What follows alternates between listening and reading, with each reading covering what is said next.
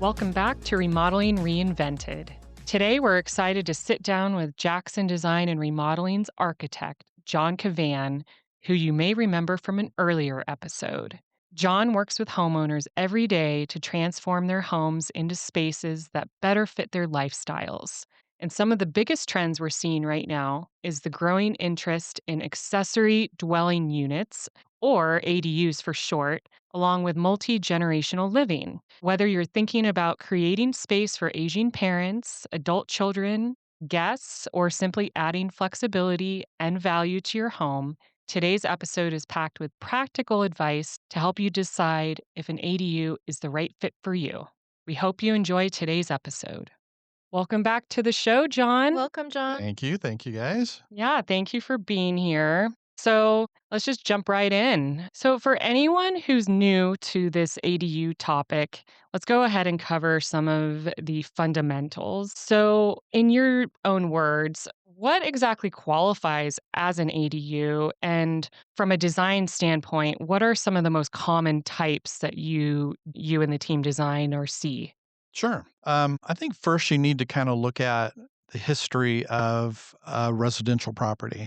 So, in the city, and we can take the city of San Diego as an example, you have areas within the city that are zoned a certain way. And if you look at zoning, there's in the residential zone, you got between 14 and 15 different zones, and each zone has their own requirements, whether it's setbacks or height restrictions or density, meaning how many units can you put on a lot. Most residential projects are a low density type of project, which means per lot you can only have one residence. Well, as the California housing crisis started kind of picking up more, the government decided, hey, we need to do something and add more housing so that people can afford to live. And so, what they've done is the state of California developed standards for something called an ADU, or an accessory dwelling unit. An Mhm. accessory dwelling unit is additional to a single family residence that's already on a property.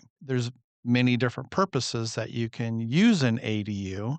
And so let's define what makes it an ADU. An ADU is a living unit that you can live independently, which means you need a sleeping area, you need a full service kitchen, and it's separated from the main residence. Now, you can be attached, but you can't have access from the main residence. You can be detached, which located on different parts of the property. So there's a lot of variations that go into an ADU and what defines an ADU. Okay. And what are some of those specific types that you've seen? Sure. An ADU can be located on grade at the same level as the main house. You can take up over the garage. You can attach to the main building, Mm. but there are differences and allowances in the regulations on where you put it. As an example, if you are wanting to do an ADU over a garage and it's back in an alley and that garage is right on the property line, you're allowed to do that. So you are encroaching into the typical setback, the building setback, because they're allowing you to go right over the garage. The other option is you can be detached off of the house. Now, that also will allow you to go into the setback. Why is that good? It's because some of these properties don't have a lot of space. And so by locating these structures closer to a property line, it opens up and frees up the backyard. So, depending on each case and scenario, each of the regulations will change. And I've even heard of something called a junior ADU. So what's the difference between a regular ADU and a junior ADU? An ADU is independent, as is a junior ADU, but a junior ADU has more restrictions to it, which means they're smaller. An ADU typically can go up to 1,200 square feet and or 50% of the existing residence with a minimum of 800 square feet. A junior ADU, you may only go up to 800 square feet, and they need to have access, direct access from the main house. Mm. The kitchen can be smaller. It's more of an economy type of kitchen. So each of those they have their own differences as far as restrictions go. And Some other words we've heard over the years for an ADU, granny flats, mother-in-law suites, cottages. I mean, it seems like there's a lot of different words to cover ADU. Essentially, the main difference is an ADU must have a kitchen. To Okay, where if okay. you're doing a pool house, you're limited on how much counter space you can have. And these are main points, let's just say, for the city of San Diego. Once you go to various other subcities like Encinitas or Carlsbad or Solana Beach, those have their own different regulations and requirements. So those change. What you were speaking of with Granny Flat, that's more of an accessory structure, and they're gonna each city and jurisdiction is gonna have their own requirements for an accessory structure. Okay, wow, it's very technical. Mm. Yeah, asking, we'll get people come in and say, "Hey, we're looking to do an ADU on this property." And we're like, "Well, where is it?" "Well, it's in Solana Beach." "Well, what part of Solana Beach?" "Well, it's close to the ocean." "Okay, it's close to the ocean. How big is the lot?" So you gotta ask all these questions, not a simple yes or no. It's a probably, but we need to research it so that we can develop what those standards look like. 'Cause it's all so different. All very specific to the area you live in. Yeah, Yep. okay, and from your perspective, why do you think interest in ADUs has grown so dramatically over the last, I mean, probably, like, at least 5 5 years? years, yeah. Yeah, and every year it changes. The state will update their requirements on ADUs and, as a difference, they'll say, "Hey, you don't need to have parking if you're within a transit area." So, I think part of the initial interest was, "Hey, I've got a property. I got this big property, and in back, it's just dirt back there, and I live in San Diego, and it's not cheap to live in San Diego. Well, what can I do?" "Well, let's build an ADU, and I can get rent for that property." Well, that's what the initial thing started being. And then it kind of evolved where people are like, well, now I can add a unit for later to where right now, maybe I need it for my mother in law because she's lives in Florida and she needs to live with somebody. So she's going to come out here. She can live in the ADU. And then, once that use is done, we can use it as a pool house. We'll put a pool in later, becomes a play area, or we have children, and right now they're 5. So it'd be nice to be able to use that space for entertaining, and then later on down the road, rent it, or the kids can use it, and then you've got multi-generational projects where, as an example, we have one in Encinitas right now where you can do 3 units, plus we're gonna have an ADU. So it's gonna be a home that the mother lives in, the kids will eventually live in, and it becomes a multi-generational property. So it really opens up opportunities on a property where before you may not have been able to do any of this stuff. It really gives people a lot more flexibility with how they wanna use it. It's not just for one purpose of rental, income, it could be for something else later on. Yes, and it adds value to the property. Anytime you can build buildable area on your property, it adds value to it.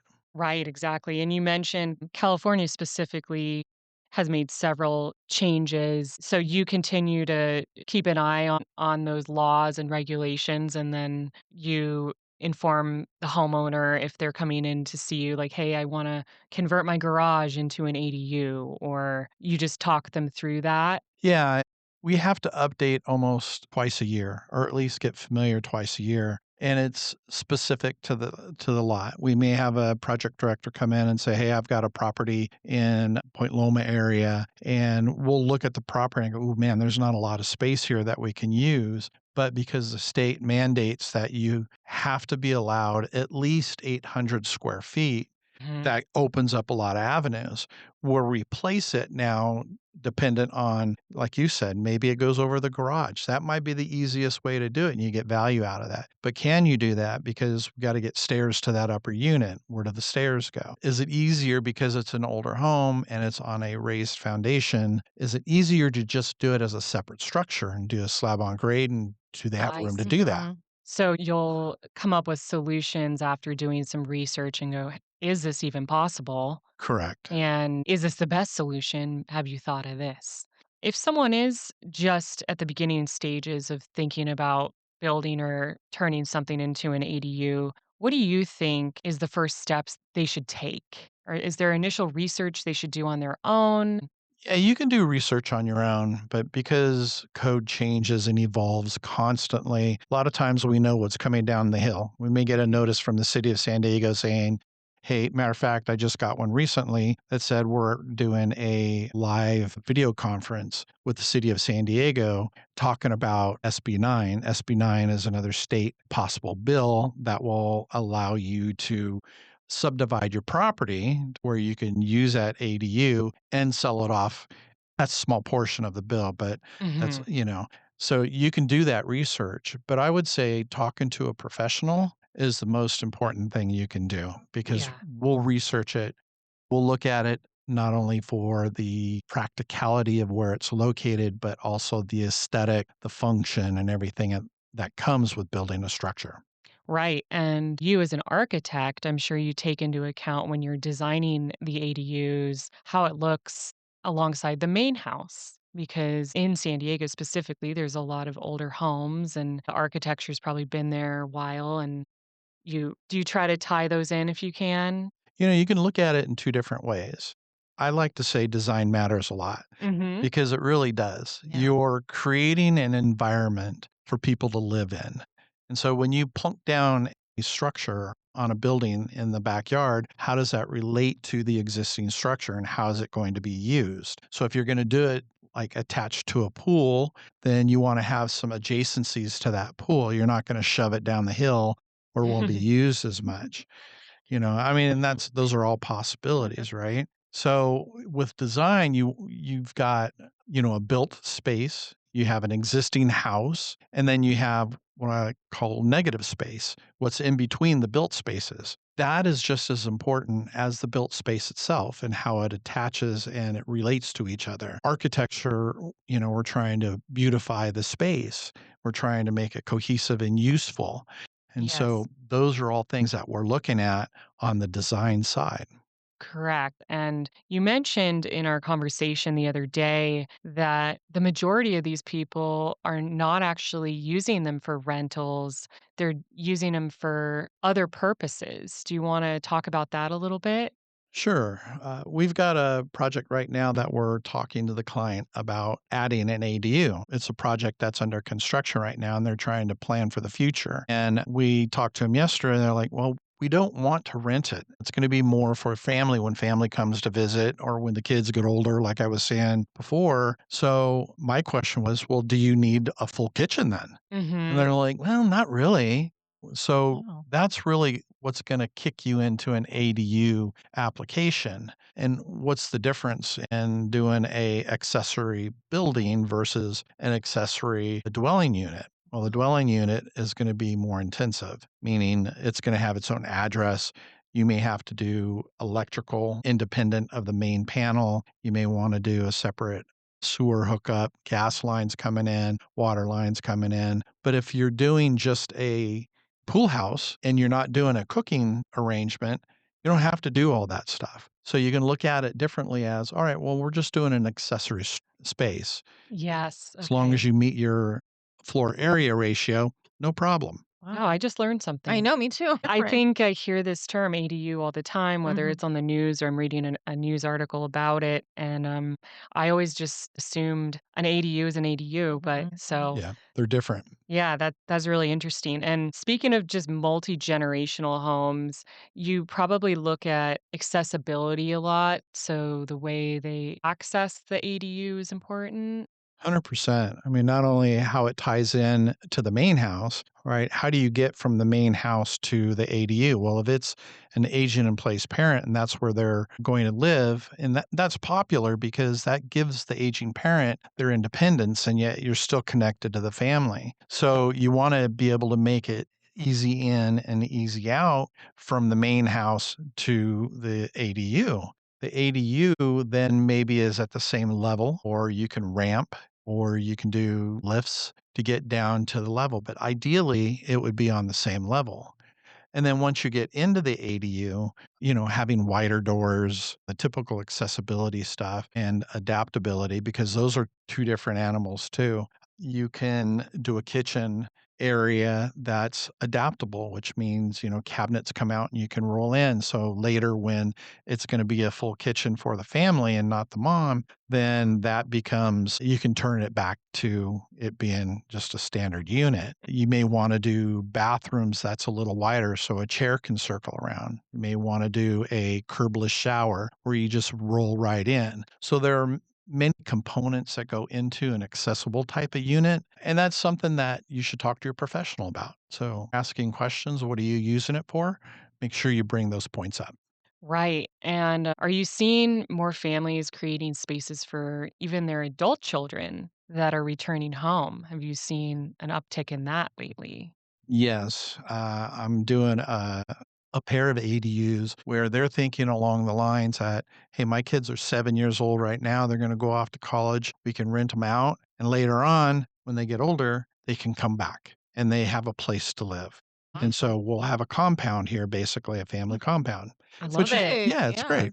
And it seems like there's a lot of people who now work from home. And have you seen people where they want a separate unit or space dedicated to their workspace? Have you seen that?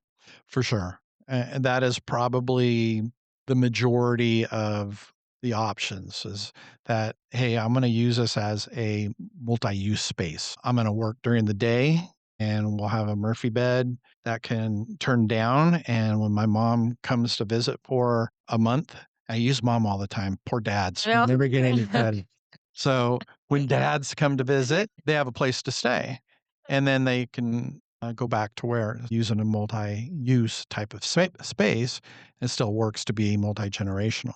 You can work from home, and then if you wanna have friends or family stay with you, you at least have a space for them to sleep and hang out and just have a little bit of separation. Yeah, you may not want them in your house. I don't know how Yeah, friendly they are, I know. I'm like, Well, I dads, don't they know. snore real loud, so After a weekend, you're like, "All right, yeah, you need to you move gonna go out. back Yep. home?" That's right. If someone is out there interviewing remodeling companies or who they're gonna work with, are there any specific questions they should be asking their professionals? I think the main thing is to go down the laundry list of A, what do you want to do? Okay. B, is it possible to do it? And see what are the regulations that's going to be put on you for that lot itself. Those are the main big chunks. And then design's going to fall in later because we can design anything to work, especially aesthetically. One thing you did mention was, are you matching the architecture? Do you make it look like the main house? We definitely can. And I would say the majority of people kind of lean that way, Mhm. but you also could change the language of the architecture completely and let it be a beacon out there, something that's special. Make Mm, it more playful. Or so if you have a Spanish style home, maybe you do something that's a little bit more modern and playful. So Interesting. there's a way to kind of do a yin and a yang. You could always do yang and yang, yeah. but yin and yang that allows you to kinda flex that creative juice, so allows you to kind of fit your personality. Because some people move into homes and they're like, "Well, this isn't really me, and so we're gonna redo the kitchen so it looks more like a shaker type kitchen." Well, maybe you wanna carry that architecture to the outside. So it's okay to change that language. In my opinion, I think if you're gonna change the language, it needs to be far off. Don't Mhm. almost match the architecture. If you're gonna match the architecture, match it. Mhm. That way it looks like it's intentional. Same going the other direction. So if you're doing something that's outside of the existing architecture, don't match it. Make sure you're so far off that it's creative and Okay. yet organized. Oh, I like that. I know. That's really interesting. And what do you think are some of the biggest reasons homeowners would go to a company like Jackson Design and Remodeling, talk to you about it versus, I mean, there's a lot of options out there. They have prefabricated ADUs, people buy them online I and have know. them Amazon. shipped to their I don't so like, know. what are some of those differences and that you've seen and have you even heard of people where they regretted going one route over the other? I think what happens, and I got a call last week, and I was talking to him on the phone, and he's like, "Hey, I want to buy a plan. If I buy this plan, can you change a couple things for me?" Well, as soon as you do that, you voided that plan. You may want to go to an architect, and you may work with an architect, and then you come to a design build company, and we look at it, and we're like, "Hey, wait a minute. If we do this, we can save you some money." Or ends up being more expensive than they were thinking it was going to be, Hmm. the prefab stuff. I think the biggest difference is these things tend to be since they're small, everything is very exaggerated, meaning every little tiny thing is a big thing because you're within a little space. And so people look at it and go, well, I wanna move the door over a little bit, or I wanna make the kitchen a little bigger, or I want to move the bedroom that's in back and I wanna move it to the other side. Well, that's not a problem, but now you've voided everything on a pre-built plan or a pre-built set of plans. Okay. So if you come to us, we're gonna ask these questions intelligently, find out what matters, and then we'll design out the space. So it's going to be custom to your preference. And that also helps us modify and keep an eye out on costs. And why do you think architecture is such an important part of this whole planning process and the design process? Look, I'm old. I've been through this process many times, right? I went to school for it. And Mhm. so we talk about space planning a lot. We talk about how a building is massed, how it relates to the existing architecture, how does it flow, what's the adjacencies of spaces. These are all questions a good architect is going to ask. Those are some, Mm. but that allows you to get into the space of the client's head and what they're looking to do. And it's going to be an easier way for them to get what they want. And so you get into more some of the more emotional aspects of something that seems pretty straightforward from the outside looking in. You're like, "Oh, it just has this living room and this little kitchen. It can't be that difficult." But you actually look at all these other pieces. Well, yeah, you're looking at, well, how's the sun affect, I want this large sliding door. Well, how's that sun gonna look at 4 o'clock in the afternoon shining through the living room space? Is that gonna be comfortable to you? If we take that building and we tweak it 20 degrees, you might be able to kinda shade out that sun. Where are your views? Right? So when we're planning out a space, we are talking to the client about, well, we're thinking about the bedroom over here, thinking about the bathroom over here, and the living over here, and there's a reason for that because of this, the solar sun that's coming in, it's going to be affecting in the space. Well, maybe we put a covered patio there, Mm. right? And that kind of cuts that down a little bit. Where's the views?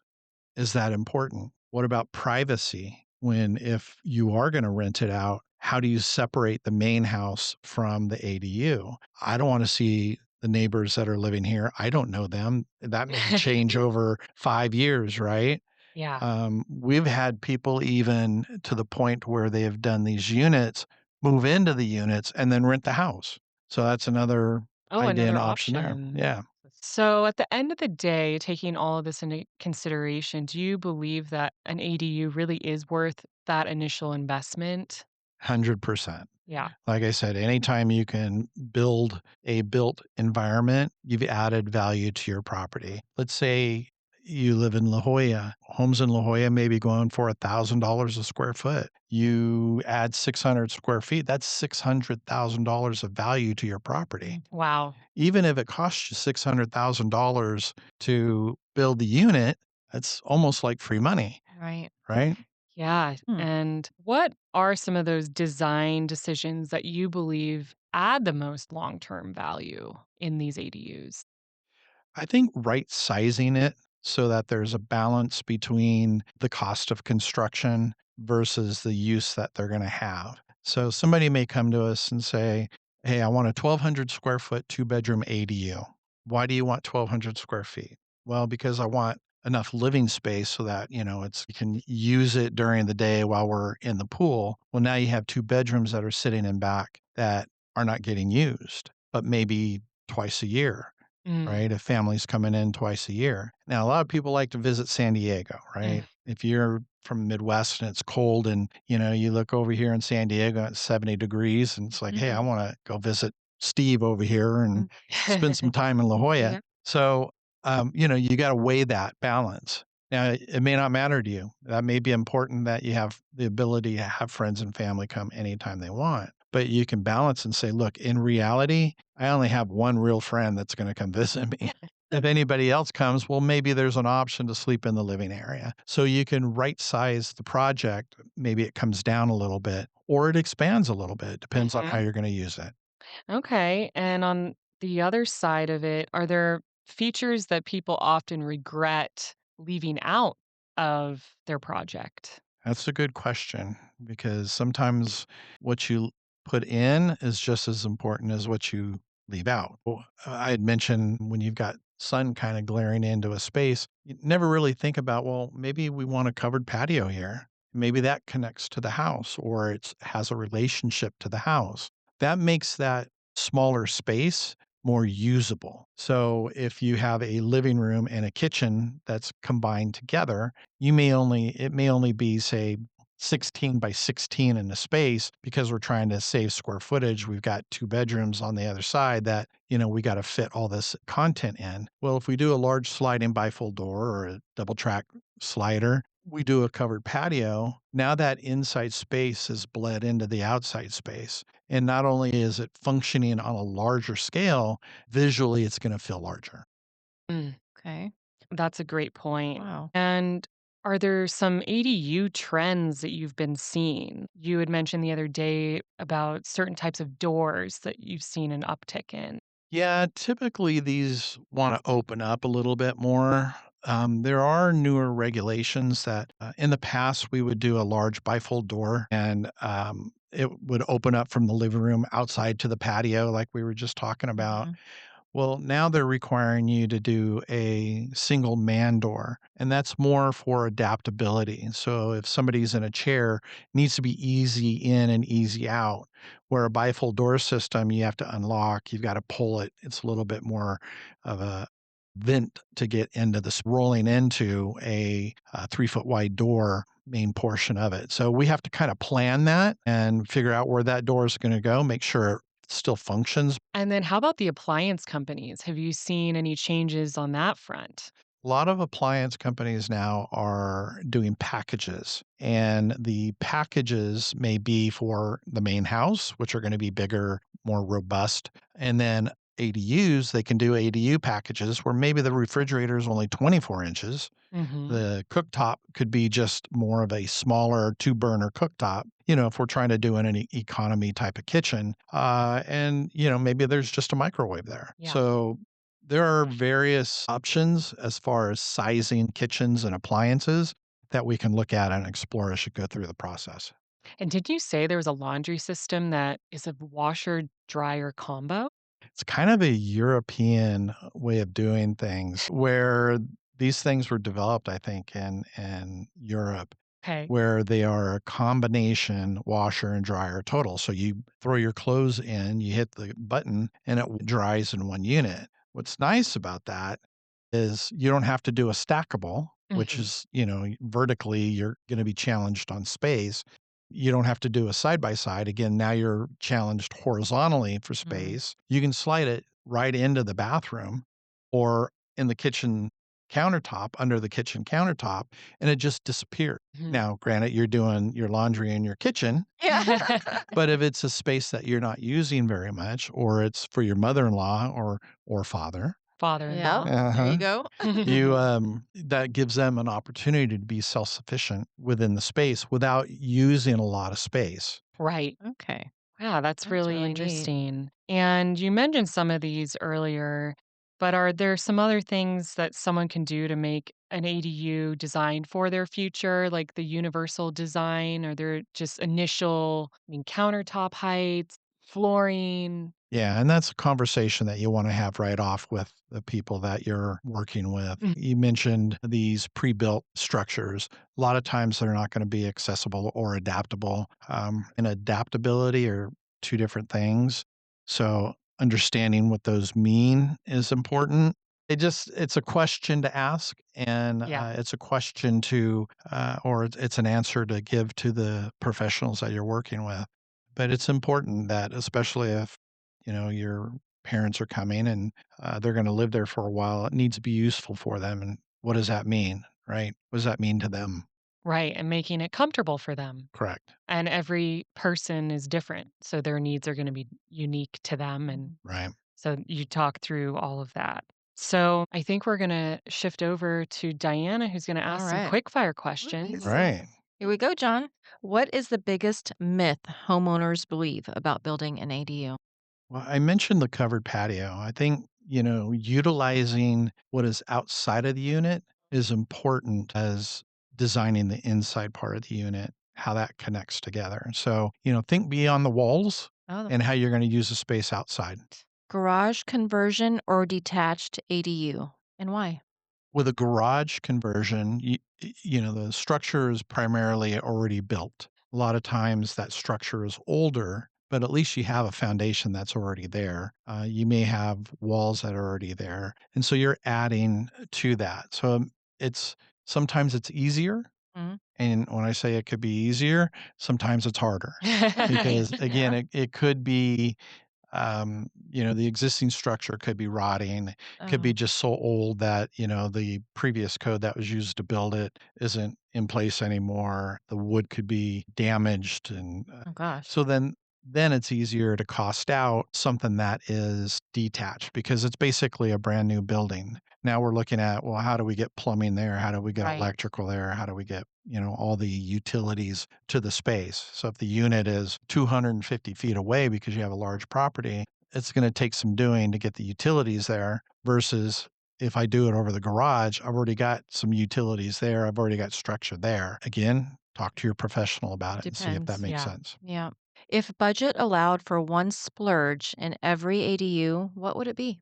Well, I like barbecuing. Oh gosh. Yeah, I enjoy your I barbecue. It's love barbecuing. legendary. So, again, thinking inside outside, if you're doing a full kitchen, if you already have a kitchen that's adjacent to where the ADU is and you're gonna end up using this as a multi-use space, then maybe you do a grill in there opposed to a standard cooktop. Maybe on the outside, you build an area that has a smoker that you can do that pulled pork and bring it into work. And, so think about the things that are outside of the norm Right. that give you joy. I love that. Personalized. I Great. love that. Thank you. Well, do you have any final advice to homeowners who are thinking about building or remodeling an existing structure and building an ADU? Most important thing is talk to a professional Okay. because they're going to be able to give you the ins and outs. There are so many facets to an ADU and not only the specifications and requirements the city is going to put on you, but also the design portion. You want a strong designer. Now, if you want to just build a box, that's fine. That could be your use and that's all you need to do. But if you're looking to kick it up a notch, you want it to be special, you want it to have and add value to your property, talk to a professional. We Yeah. can help you out and figure out a path for you. Maybe we mentioned something that you weren't even thinking about, Yeah. and that might lead you down a different path. Well, John, Awesome. that's great advice. And thank you so much for sharing your expertise with us today. Thank you, And John. I'm sure homeowners have learned a lot, hopefully, from Hopefully. listening to you talk about it. I know I did. Me too. I appreciate you guys. And that's a wrap on today's episode. If you enjoyed today's show, be sure to subscribe to Remodeling Reinvented wherever you listen to podcasts. And if you know someone who's thinking about remodeling, we'd love it if you shared this episode with them. Thanks for listening.